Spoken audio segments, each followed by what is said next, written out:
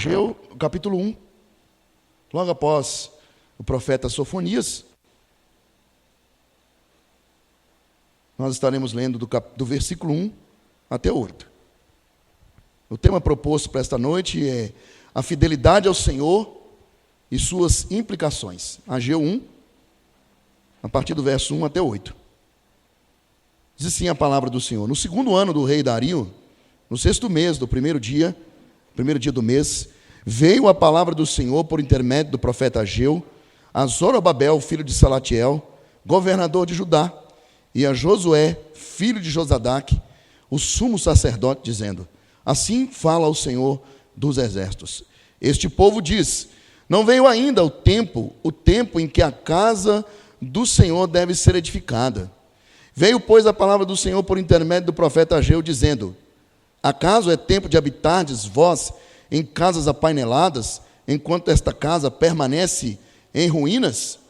Ora, pois assim diz o Senhor dos exércitos: considerai o vosso passado. Tendes semeado muito e recolhido pouco. Comeis, mas não chega para fartardes. Bebeis, mas não dá para saciar-vos. Vestivos, mas ninguém se aquece.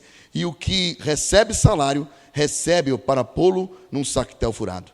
Assim diz o Senhor dos exércitos: considerai o vosso passado. Subi ao monte, trazei madeira e edificai a casa. Dela me agradarei e serei glorificado, diz o Senhor. Amém. Pai, muito obrigado por esta noite. Agradecemos pela bondade do Senhor para conosco. Receba as nossas vidas em teu altar, ó Deus, e permita-nos, ó Deus, ó Deus, a direção do teu Espírito, Senhor, transmitir a tua palavra. Senhor, fala-nos nesta noite, nos dê a tua bênção para a glória do teu nome, em nome de Jesus. Amém. Amém, meus irmãos. Podem assentar? A fidelidade do Senhor, aliás, a fidelidade ao Senhor e as suas implicações. Bom, o texto que lemos possui um contexto histórico que está encaixado, está dentro do período pós-exílio do povo judeu que retorna à terra prometida após o decreto de Ciro, o imperador, em 538 a.C. Isso está registrado lá em Esdras, no capítulo 1, versos de 1 a 4. Ao retornarem à pátria, os judeus começaram a reconstruir o templo. No entanto, meus irmãos, houve grande oposição. Os judeus começaram a reconstruir o templo, mas debaixo de uma grande oposição externa e combinado também com um desânimo interno, fizeram com que o projeto de reconstrução daquele templo fosse abandonado. E tudo ficou parado por aproximadamente 17 anos. Então, se contarmos aí de 538 mais 17 anos, nós vamos ter 520, né? Porque o ano antes de Cristo, ele é decrescente. Então, de 538, tirando 17, fica praticamente 17, alguns quebrados, 520. Em 520, nesse ano, no segundo reinado de Dario, os profetas Ageu e Zacarias iniciaram seu ministério. Está lá em Ageu 1, versículo 1, e também em Zacarias 1, verso 1. Nesse período também houve oposição, dessa vez por Tatenai, um governador persa do Transeufrate. O Transeufrate era uma satrápia. Eu não sei se os irmãos vão se lembrar, que quando nós estudamos história, o Brasil colônia, quando ele começou, passou-se pelo período da conquista, da ocupação do território, até então, não chamado de brasileiro, mas a terra do pau-brasil, terra de Veracruz, e outros tantos nomes que tiveram antes do nome Brasil. Mas houve um período em que o território nacional, o território brasileiro, que na verdade ele não era totalmente conquistado, inclusive chegando apenas até ali no Pará, e se você pegar ali, desde o alto do mapa brasileiro, passando por dentro do Pará, pegando ali o estado do Tocantins, descendo até lá embaixo no Rio Grande do Sul, somente até ali que o território descoberto por Pedro Álvares Cabral possuía. Portugal, ele dominava esse território. E para se administrar melhor, porque o Brasil é um país continental, um país grande, gigantesco. Só de, se não me engano, se não me falha a memória, só de fronteira amazônica com os países da América Latina, nós temos 8 milhões de quilômetros de fronteira transamazônica. Então é muito grande. E para que fosse melhor ordenado, administrado e dominado, o Brasil foi dividido em capitanias. Não sei se você se lembra, né? As capitanias dos portos. Então, cada capitania tinha um nome, inclusive Minas Gerais era uma capitania, o Espírito Santo era outra, e todas elas começavam, principalmente as que tinham, eram banhadas pelo mar. A mesma coisa aconteceu aqui no período em que Ciro, o imperador persa, dominou a região do Oriente Médio. E ele vai dividir esse território em satrápias, né? E a que fazia, formava esse território, fazendo parte o povo judeu, era a satrápia de nome Trans-Eufrate. E por isso, nós encontramos, quando a gente vai pesquisar, nós vamos encontrar dessa forma que aconteceu aqui no Brasil. A Pérsia possuía uma organização político-administrativa que dividia o seu amplo território em várias regiões para facilitar a administração do império.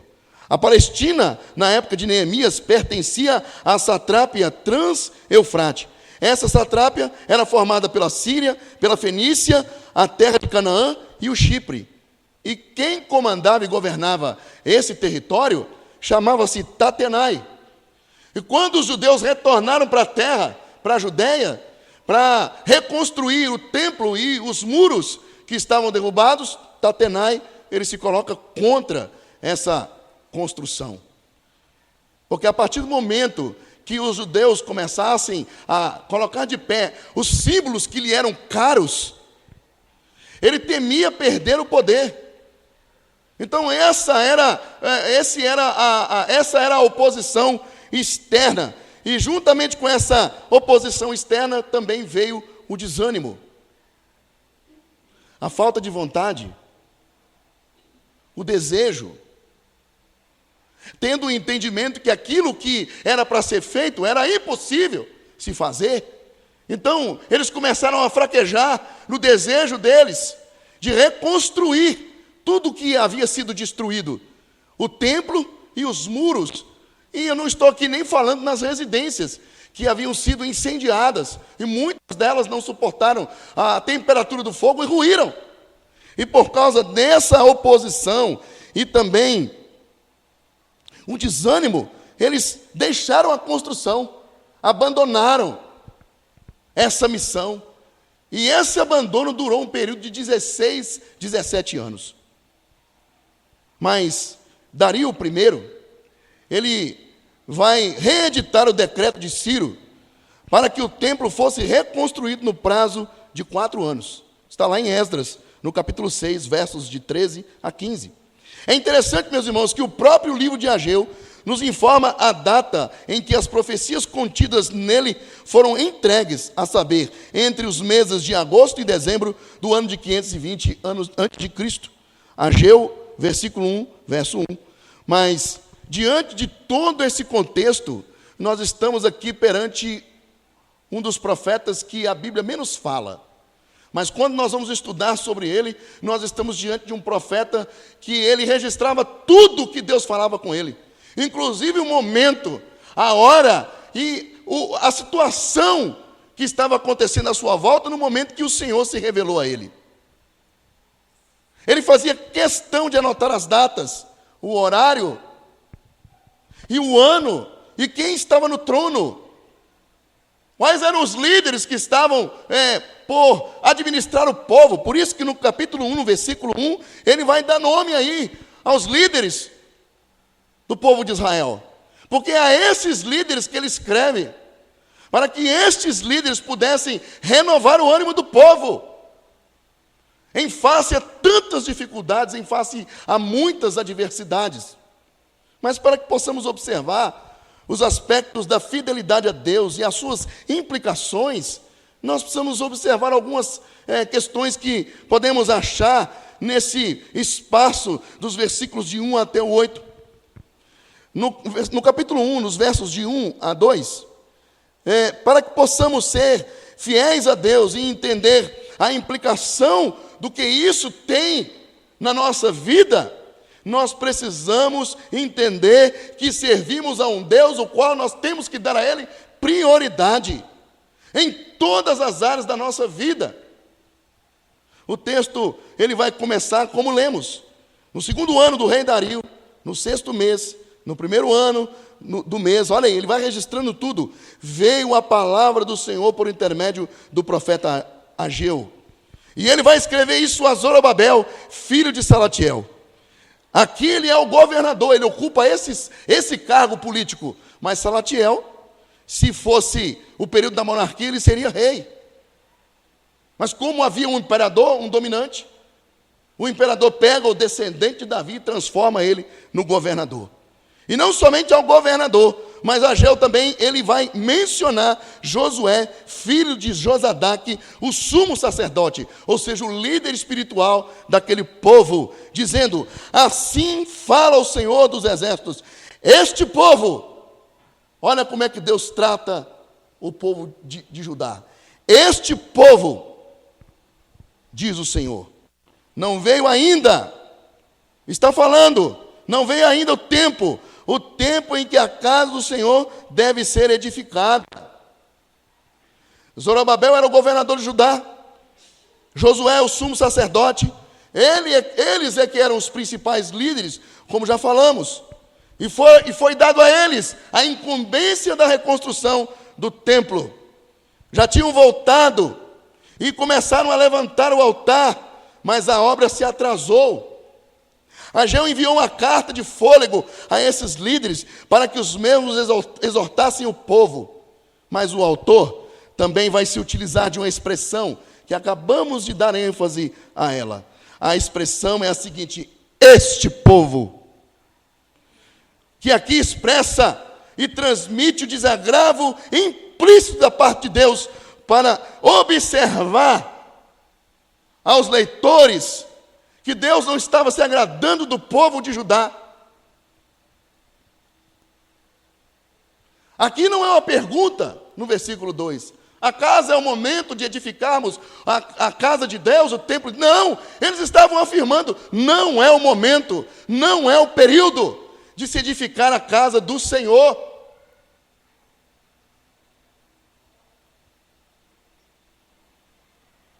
A gente pode observar essa mesma expressão em Ageu, no capítulo 2, verso 14. O autor vai dizer: então, prosseguiu Ageu, assim é este povo, e assim é esta nação perante mim, diz o Senhor. Assim é toda a obra das suas mãos. O que ali oferecem, tudo é imundo.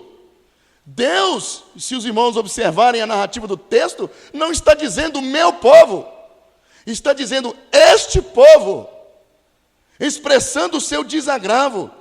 Estes versículos acusam a indiferença espiritual e as prioridades erradas do povo de Deus.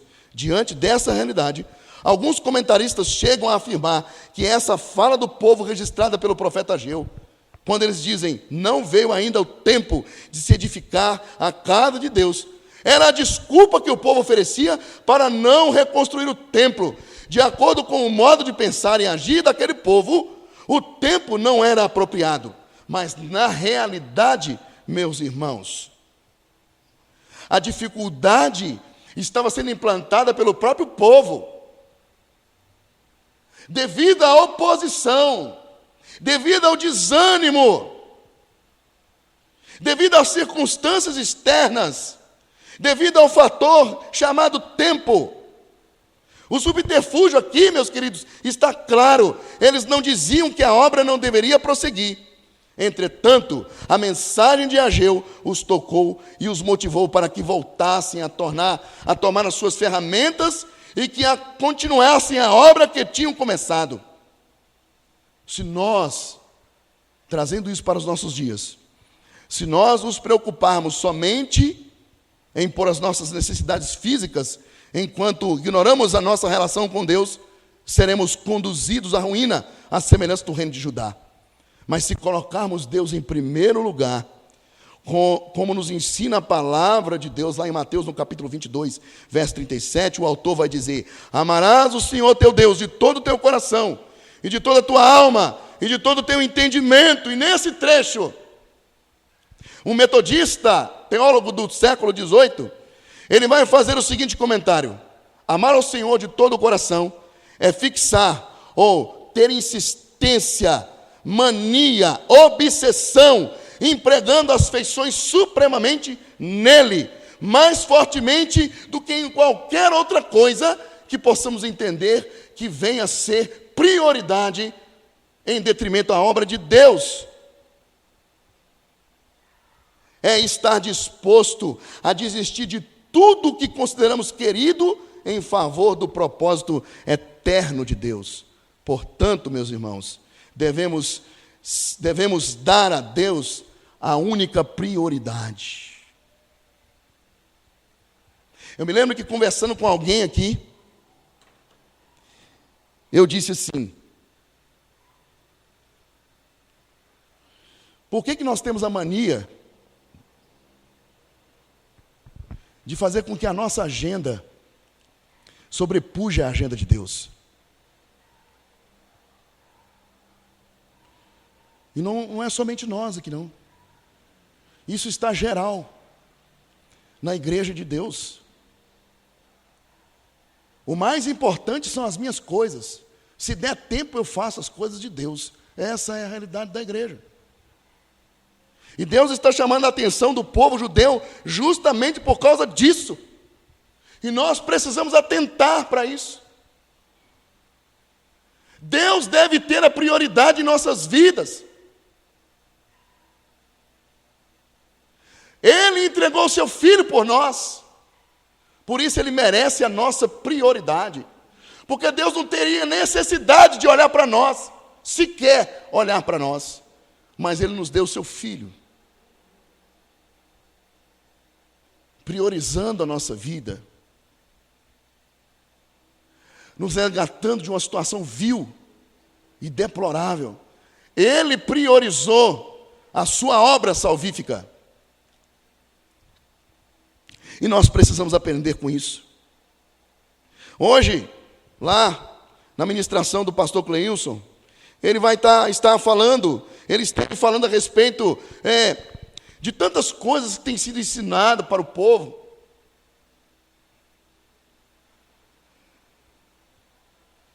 E que fogem do ensino da palavra de Deus, fazendo com que o povo se desvie da vontade de Deus, do propósito de Deus, da soberania de Deus, de nos submetermos à vontade de Deus.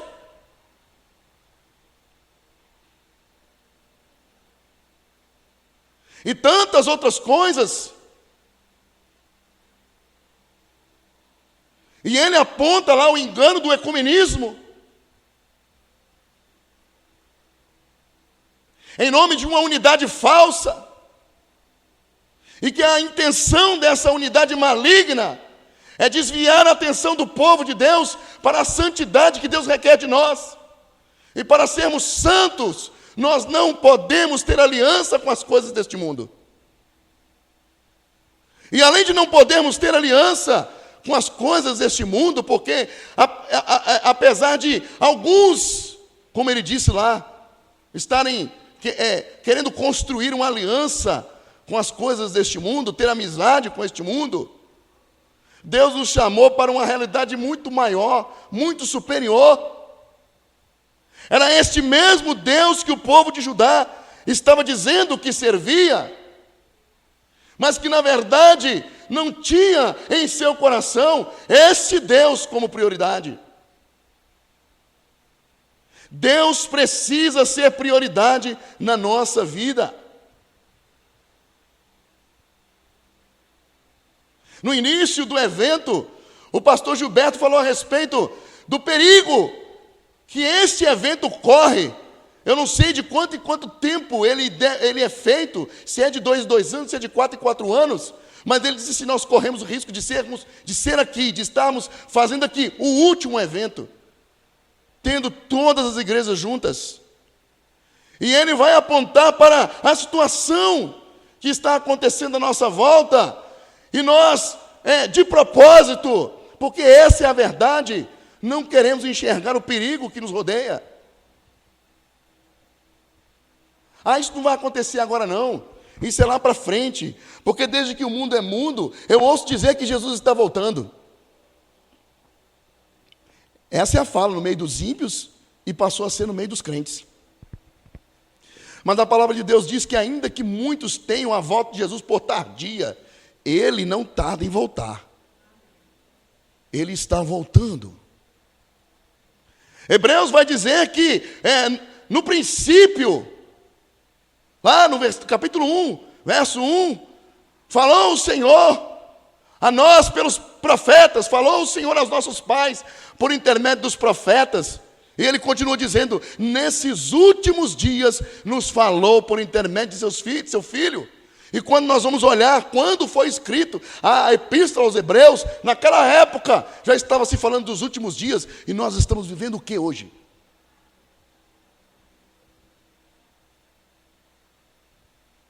Por isso precisamos estar atentos e priorizar Deus.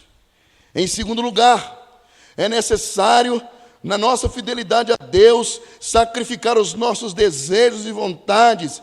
O texto, nos versículos de 3 a 4, vai dizer, veio, pois, a palavra do Senhor por intermédio do profeta Ageu, dizendo, acaso é tempo de habitardes vós em casas apaineladas, enquanto esta casa, ou seja, a minha, permanece em ruínas?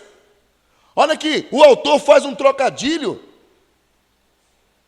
Enquanto lá nos versículos primeiros, o povo vai dizer, será que é tempo? Ou seja, ainda não é tempo para a gente mexer com isso agora, a gente mexe depois.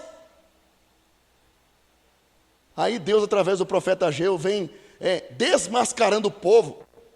Então quer dizer que é tempo de vocês habitarem em casas luxuosas, é o que quer dizer essa palavra apaineladas aqui. E no original, lá no hebraico, é lambri. E eu achei bonito o lambri, viu, Alex? Um revestimento de lambri, quando é muito bem feito, meu Deus. E é caro, viu? R$130 o metro quadrado, hoje. Quer dizer, eu não posso edificar a casa de Deus, mas eu posso construir, eu posso reformar, eu posso lidar com a minha casa e dando a ela a prioridade. É lógico, irmãos, que o contexto aqui não está se falando de casa física. Ele está usando a palavra casa aqui, porque naquela época era casa mesmo, mas para nós temos alguma relação com este templo, para que a presença de Deus habite em nós? Nós estamos ligados ao templo quanto Israel estava ligado? Historicamente, o templo de Jerusalém era o símbolo do relacionamento de Deus com o povo. E hoje, nós precisamos desse templo para ter relacionamento com Deus?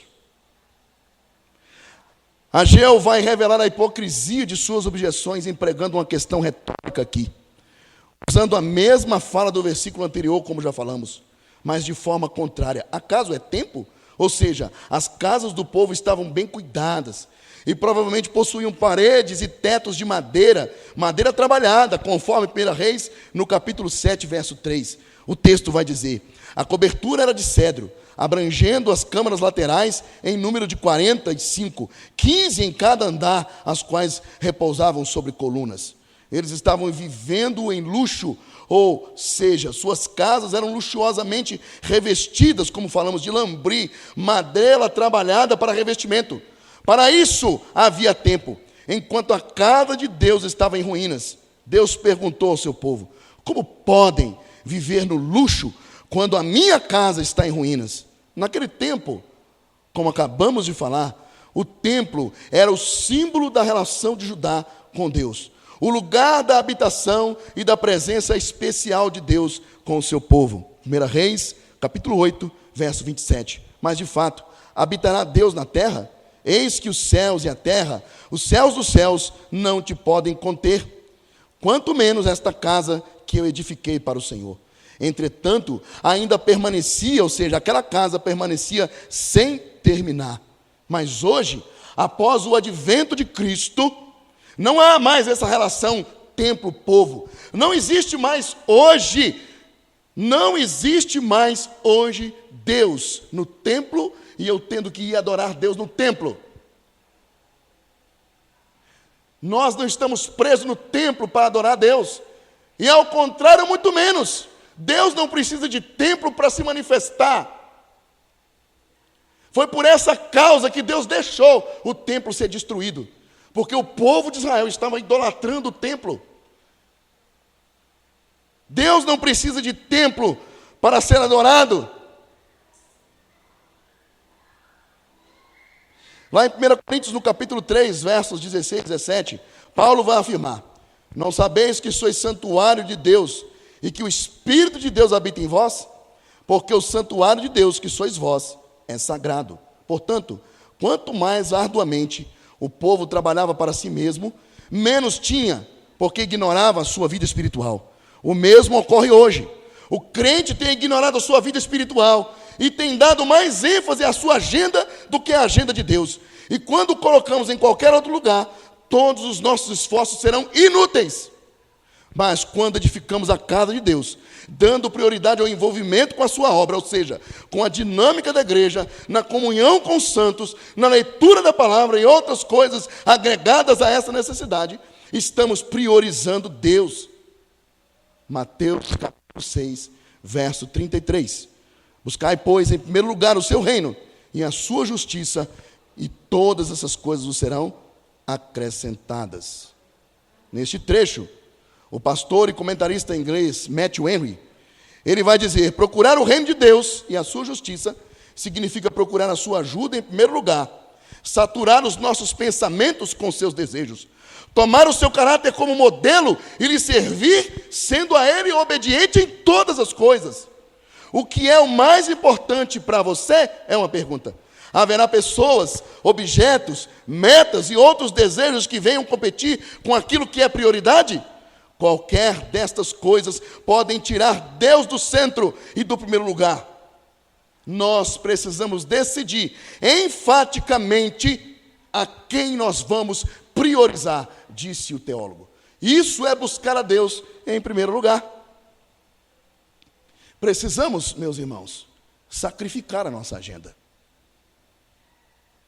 Existem lugares pelo mundo, e os irmãos já estão bem, na verdade todos nós, já estamos bem calejados de tanto ouvir isso. Mas nós só valorizamos quando passamos a vivenciar. Templos onde está no reboco, não tem forro, os bancos são de pedra. Fica assim, ó. Agora, quanto mais se reveste de luxo e de conforto, isso passa a não ser tão importante. Porque eu não tenho necessidade nenhuma de estar ali. Porque eu não compreendi qual é a necessidade, a minha necessidade de estar ali. Eu ainda não compreendi qual é a minha necessidade de estar ali. Porque quando eu compreendo essa necessidade de estar ali junto com os meus irmãos, eu posso sentar até na pedra, porque é a comunhão e a presença de Deus que me importa. Não é o ar-condicionado, o ventilador, o banco. O piso, se ele for de chão batido, ou de porcelanato, igual eu vi aí, porcelanato de 1 metro por 1 metro. Como é que faz para instalar um negócio desse? Que na hora de colocar no chão, você vai junto com ele. De tão pesado que deve ser. Eu não estou falando aqui, meus irmãos, contra a estrutura da casa de Deus. Não estou falando isso, não. Eu estou dizendo em nós entendermos o que é prioridade para nós. É a nossa agenda ou é a agenda de Deus? O dono da igreja está voltando, meus queridos. E ele pedirá conta de todos nós daquilo que fizemos ou deixamos de fazer. Lá também foi comentado, foi falado a respeito de uma igreja morna, apática e ociosa, que não sabe nem sair mais para evangelizar. Se perdeu pelo meio do caminho. Nós precisamos olhar para essas coisas e nos preocuparmos e entrarmos na batalha com Deus, orando, intercedendo pela igreja, intercedendo por nós, priorizando Deus. A palavra de Deus em Amós vai dizer que nos últimos dias os homens sentirão fome, não de pão, mas de se ouvir a palavra de Deus, e haverá um estrondoso silêncio. Por isso nós precisamos estar atentos ao que nós precisamos priorizar. Em terceiro lugar, para que tenhamos fidelidade a Deus e as suas implicações dessa fidelidade venham sobre nós, precisamos ser fiéis ao Senhor na importância da unidade da igreja. Versículos 5 e 6, o texto vai dizer: ora, pois, assim diz o Senhor dos Exércitos: considerai o vosso passado. Tendes semeado muito e recolhido pouco. Comeis, mas não chega para fartar-vos. Bebeis, mas não dá para saciar-vos. Vestivos, mas ninguém se aquece. E o que recebe salário, recebe-o para pôr num saquitel furado. O profeta Ageu inicia o verso 5 declarando: ora, aqui estamos diante de uma interjeição que indica espanto. Diante de uma situação, ele ficou espantado.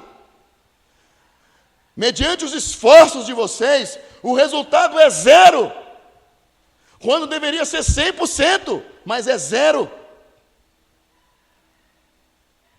E ele não está falando aqui somente de infidelidade para com Deus, mas está falando de infidelidade para com a comunhão do corpo de Cristo, a comunhão do corpo daquele povo.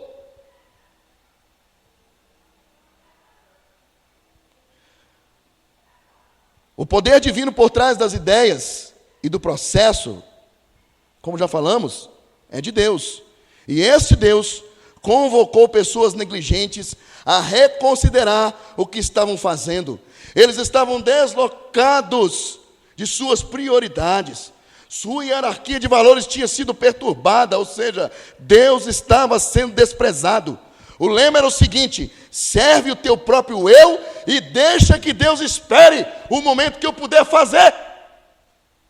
Era impossível que as bênçãos divinas continuassem a chover sobre aquele povo, servos desviados que abandonaram o serviço divino para servir a si mesmos. Então, ele, o profeta, exorta os seus leitores a pensar: considerai o vosso passado. Essa expressão está sendo usada aqui e foi usada mais 4 vezes, com pequenas variações de texto para texto. Ageu, no capítulo 1, verso 5, que lemos, vai dizer: ora, pois assim diz o Senhor dos Exércitos: considerai o vosso passado. Ageu, verso 1, capítulo 1, verso 7. Assim diz o Senhor dos Exércitos: considerai o vosso passado.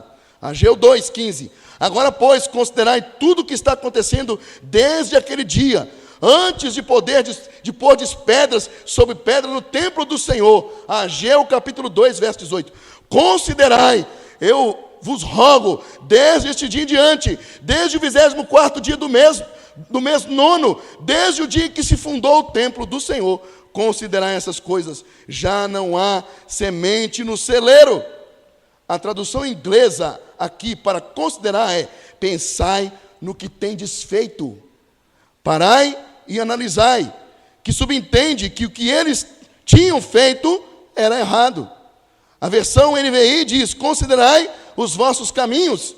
As mudanças na conduta é procurada através de um pensamento sério que deve produzir um julgamento moral. No hebraico, o termo no original é literalmente: firmai os vossos corações sobre os vossos caminhos, tendes semeado muito e recolhido pouco.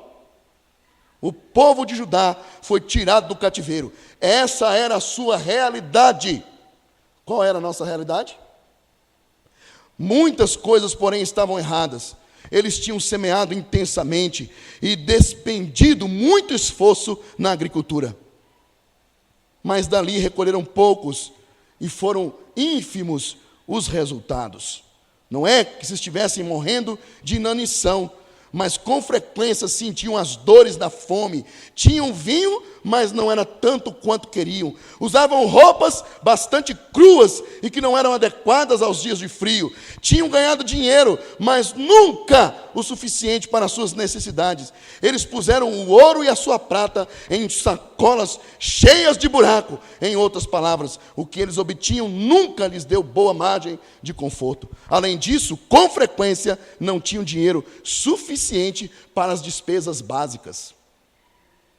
Viviam à beira do abismo, conforme diz uma moderna expressão, ou seja, com precariedade. Sua miséria econômica e social era o efeito da maldição segundo a aliança de Deus, por causa de sua desobediência. Deus frustrou seus esforços por causa da falta de interesse deles pela glória divina. Aqui nessa afirmação, Ageu diz: não há nenhuma contradição entre a descrição da pobreza que a descrição do caso das casas apaineladas lá no versículo 4. Porque se lá no versículo 4 estava se falando que o povo estava vivendo no luxo, então como é que aqui agora está se apontando a miséria? Se nós estamos falando de unidade e comunhão, qual era a posição dos patrícios, dos homens ricos, que conheciam a lei e que sabiam que deveriam ajudar os seus irmãos?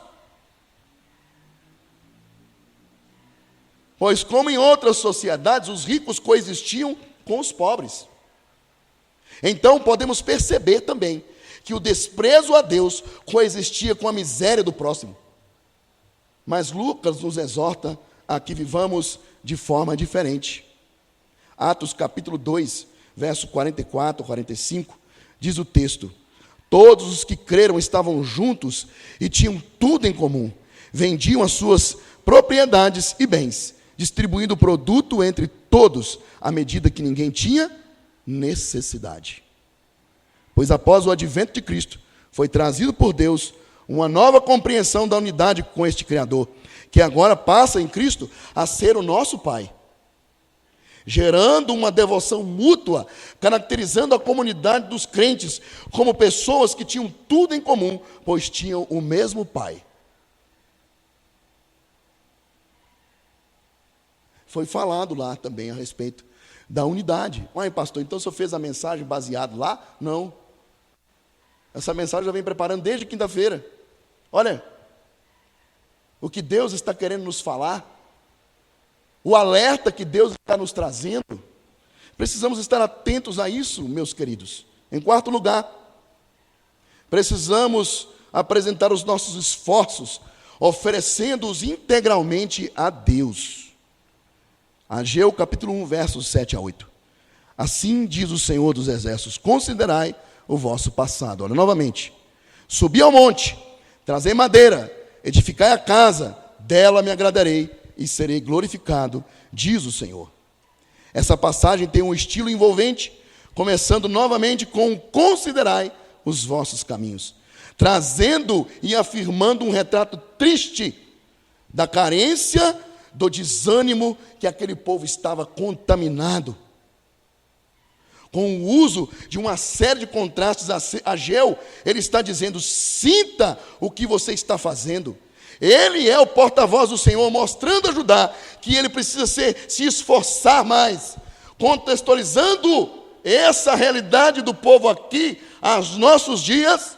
Mateus, no capítulo 6, verso 21, Jesus vai dizer: aonde estiver o seu tesouro, ali estará o seu coração também.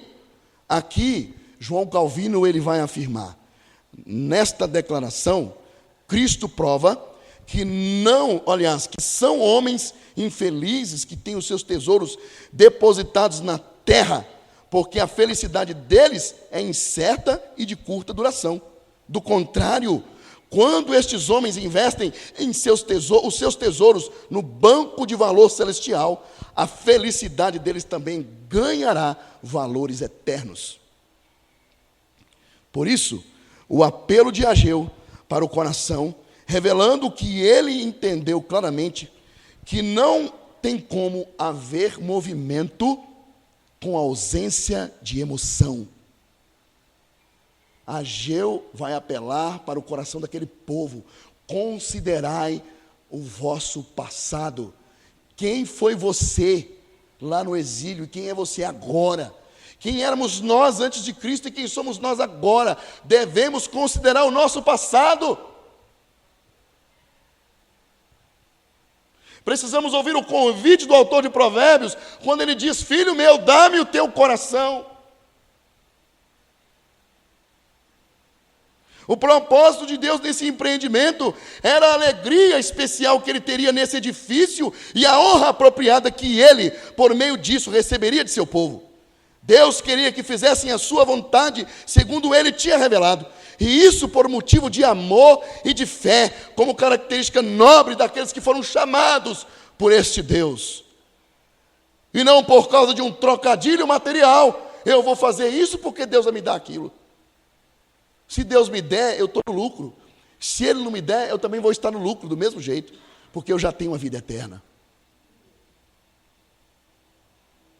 Portanto, precisamos atentar para essas coisas. Francis Davidson, professor da Universidade de Edimburgo, ele vai dizer: fazei a minha vontade, buscai em primeiro lugar a glória da minha casa, então vereis, por experiência real, vívida, e prática e palpável, como as fortunas destroçadas podem ser transformadas em verdadeiras prosperidades, passando por Deus. Precisamos considerar essas coisas, meus irmãos.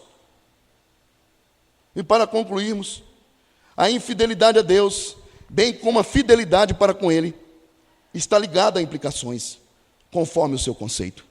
O conceito de implicação é a ação ou consequência de estar envolvido em algo.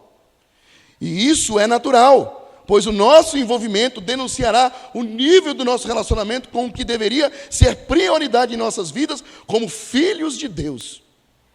Fidelidade é um sinal de quem possui fé, e a fé nos conduz a sermos fiéis com Deus. Uma fé que não demonstra fidelidade não tem valor na prática cristã e expõe uma fé morta e falsa, contrariando o ensinamento do apóstolo Paulo a Timóteo. 2 Timóteo capítulo 1, verso 5. Pela recordação que guardo de sua fé sem fingimento, Deus busca pessoas fiéis para habitar com Ele. Salmo 101, verso 6. Os meus olhos procuram os fiéis na terra, para que habitem comigo. O que anda em reto caminho, esse me servirá.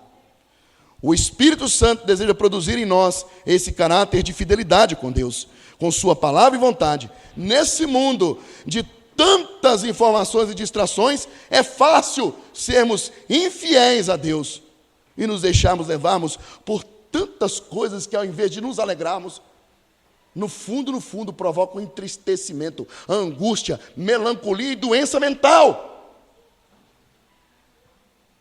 Precisamos ser fiéis a Deus e deixarmos de levar uma fé infrutífera, morta e fingida.